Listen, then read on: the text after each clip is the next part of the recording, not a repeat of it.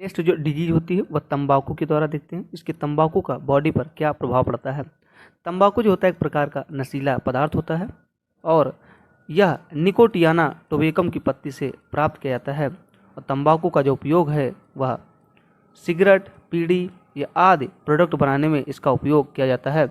तंबाकू का अगर हम प्रभाव देखें तो सबसे पहले जब हम तंबाकू का सेवन करते हैं तो सबसे पहले तंबाकू जो होता है, जो इसका स्मोक होता है, इसका जो धुआं होता है, वह सबसे पहले फेफड़े तक जाएगा। फेफड़े में जो होती है हम जानते हैं कि छोटे छोटे स्ट्रक्चर पाए जाते हैं अंगूर के गुच्छे के समान, जिसे हम कुपिकाएँ बोलते हैं, इन्हें हम एल्वियोली बोलते हैं। का मुख्य काम होता है गैसों का आदान प्रदान करना, यानी ऑक्सीजन को अंदर लेना बॉडी के और कार्बन डाइऑक्साइड को बाहर निकालने का काम जो होता है फेफड़े में मौजूद कुपिकाओं का होता है। जैसे स्मोक का हम सेवन करते हैं, ये जो कुपिकाएँ होती हैं इसमें जो ऑक्सीजन का जो एक्सचेंज होता है वो धीरे धीरे क्या होता है, प्रभावित होता है, यानी गैसों का आदान प्रदान जो होता है वह वीक होने लगता है, कमज़ोर होने लगता है, जिससे जो होता है एल्वियोली में जो होता है सूजन आ जाता है, इन्फ्लामेशन हो जाती है एल्वियोली में, जिससे गैसों का आदान प्रदान ना होने के कारण जो ऑक्सीजन का रेट है, ऑक्सीजन का लेवल है बॉडी में, वो कम हो जाता है। ऑक्सीजन की घटने की प्रोसेस को हम एम्फीसीमा बोलते हैं। जैसे हम दूसरे लैंग्वेज में हाइपोक्सिया भी बोल सकते हैं।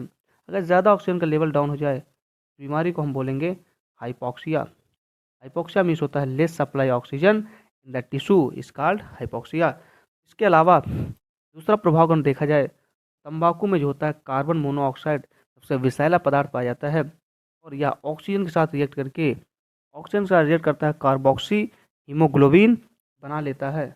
इससे ही यह हीमोग्लोबिन से रिएक्ट करता है, कार्बोक्सी हीमोग्लोबिन बन जाता है। कार्बोक्सी हीमोग्लोबिन बनने के कारण एक प्रकार का टॉक्सिक प्रोडक्ट होता है। टॉक्सिक प्रोडक्ट होने के कारण जो ब्लड में टॉक्सिक पदार्थ जब इंटर कर जाता है, ब्लड में हानिकारक प्रभाव उत्पन्न करता है, यानी कि यह पूरी बॉडी में धीरे धीरे जाएगा और अन्य अंगों को प्रभावित करता है। इस प्रकार तंबाकू जो होता है फेफड़े को नहीं बल्कि अन्य अंगों को भी प्रभावित करता है। इसके साथ ही साथ जब हम ओरल का यूज़ करते हैं तंबाकू का, ओरल का कैंसर और लंग्स कैंसर जैसी बीमारियाँ, गंभीर बीमारियाँ जो होती हैं वह तंबाकू के कारण होती हैं।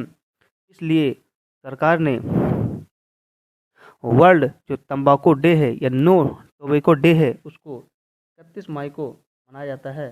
नो टोबैको डे मनाया जाता है। इस डे में बताया जाता है कि तंबाकू के बारे में जागरूक किया जाता है कि तंबाकू जो होता है ह्यूमन बॉडी के लिए नुकसानदायक होता है और इसका सेवन नहीं करना चाहिए। तो इसके प्रभाव अगर देखा जाए तो माउथ का कैंसर, फेफड़े का कैंसर, हृदय पर प्रभाव पड़ता है।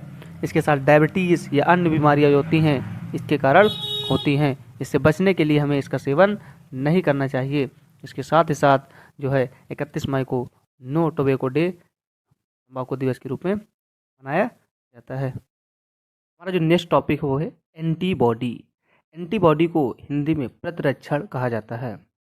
एंटीबॉडी के कंसेप्ट को हम स्ट्रक्चर के माध्यम से समझते हैं। मान लीजिए ह्यूमन बॉडी है। ह्यूमन बॉडी में जब कोई बाहरी पदार्थ प्रवेश करता है या ह्यूमन की सेल में जब कोई बाहरी पदार्थ प्रवेश करता है, जैसे कि बैक्टीरिया, वायरस, फंगस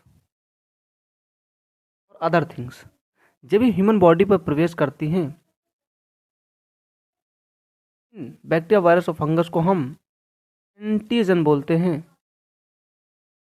जब ये एंटीजन या बैक्टीरिया, वायरस और फंगस जब ह्यूमन बॉडी में प्रवेश करता है, ह्यूमन बॉडी में एक डिफेंसिव मैकेनिज्म होता है, ऐसा मैकेनिज्म जो वायरस और बैक्टीरिया, फंगस से लड़ने की क्षमता रखता है।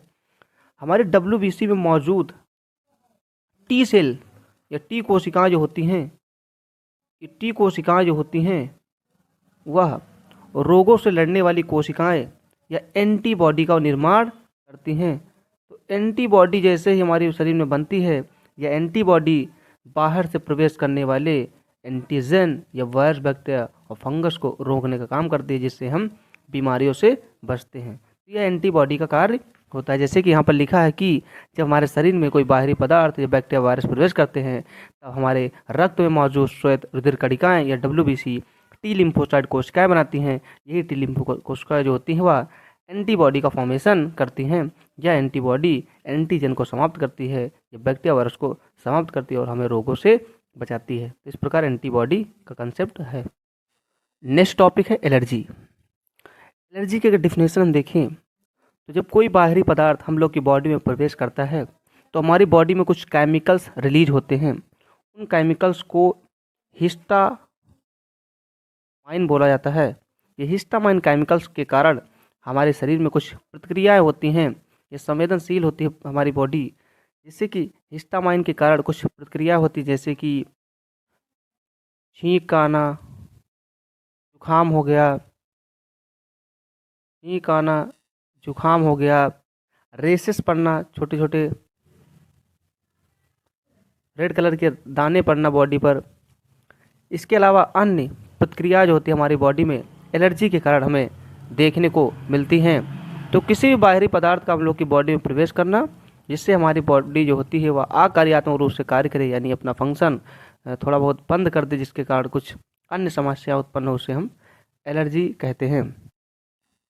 जैसे कि डिफरेंशियल की जब कोई ऐसा पदार्थ जिससे हमारे शरीर में असमानता आ जाए उसे हम एलर्जी कहते हैं।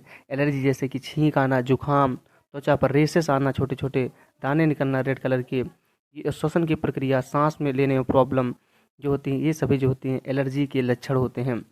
बचाव के लिए जो होती है जिन पदार्थों से हमें एलर्जी हो उनसे हमें दूर रहना चाहिए। इसके अलावा एंटी एलर्जिक टेबलेट बहुत सारी होती हैं, जैसे कि एलेग्रा एम हो गया, लिवोसिटिजेड हो गया, इसके अलावा सिट्राजिन हो गया। अन्य टेबलेट जो होती है फेक्साफेनाडीन होती हैं, एलेग्रा, एक्सेट्रा टेबलेट देके इस एलर्जी से हम बच सकते हैं। नेक्स्ट डिजीज जो है वह अमीबियासिस है। अमीबियासिस को हम अमीबीपेचिस के नाम से जानते हैं, क्योंकि इसमें बॉडी में बार बार दस्त आते हैं या लूज मोशन होता है। यह एक प्रकार के प्रोटोजोआ से होने वाला एक प्रकार का रोग होता है, जो कि एक कोष की होता है। यह जलीय जीव होता है। रोग कारक अगर देखा जाए तो एंट अमीबा हिस्टोलिका जो कि प्रोटोजोआ होता है उसके द्वारा यह बीमारी होती है। इस बीमारी के अगर लक्षण देखें तो पेट में दर्द होगा, पानी की कमी हो जाएगी, क्योंकि बार बार लूज मोशन होंगे, जिससे डिहाइड्रेशन बॉडी हो जाएगी, जिससे बॉडी कमज़ोर भी हो जाएगी। उपचार अगर देखा जाए तो कुछ टेबलेट होती है, जैसे कि लोपेरामाइड हो गया, डिपेंडम टेबलेट हो गया। इसके अलावा पेट दर्द के लिए मिप्टालिस्पास या अदर टेबलेट देके इसका इलाज किया जा सकता है। इसके अलावा हमें अधिक से अधिक पानी का सेवन करना चाहिए, ओआरएस घोल का सेवन करना चाहिए, जिससे हमारी बॉडी में रिहाइड्रेशन हो सके, यानी दोबारा पानी का लेवल मेंटेन हो सके। तो इस प्रकार अमीबियासिस का इलाज किया जाता है।